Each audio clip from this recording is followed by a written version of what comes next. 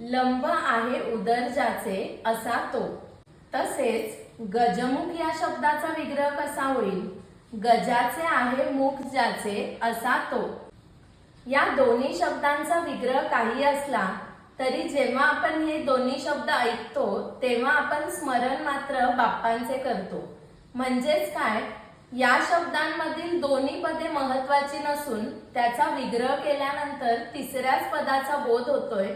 आणि तुम्हाला असं कुठे पाहायला मिळालं तर तेथे बहुव्रीही समास असतो। चला तर पाहूया काय आहे ते। जेव्हा एखाद्या सामासिक शब्दातील दोन्ही पदे महत्वाची नसतात आणि त्यांचा विग्रह केल्यानंतर कोणत्या तरी तिसऱ्याच पदाचा बोध होतो तेव्हा तेथे बहुव्रीही समास असतो। चला तर त्याची काही उदाहरणे पाहूया। पहिलं उदाहरण आहे नीलकंठ। याचा आपण विग्रह केला तर कसा होईल? निळा आहे कंठ ज्याचा असा तो। आता निळा आहे कंठ ज्याचा असा तो म्हणजेच कोण? भगवान शंकरांबद्दल बोलताय तिथे।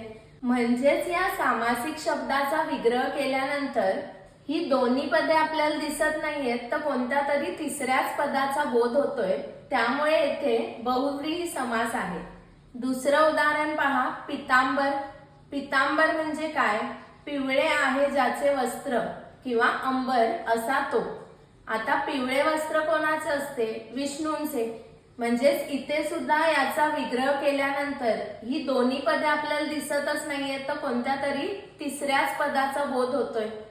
दशानन म्हणजेच काय? 10 तोंडे आहेत असा तो। आता या शब्दाचा जेव्हा आपण विग्रह केलाय तेव्हा आपल्याला रावण या शब्दाचा बोध होतो।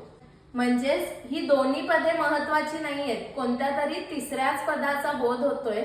सो अशा प्रकारे तुम्हाला कुठेही उदाहरणे दिसली तर तेथे बहुव्रीही समास असेल।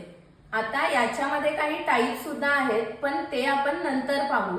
त्याआधी तुम्हाला जर या समासातील काही उदाहरणे माहित असतील तर ती मला कमेंट करून नक्की सांगा।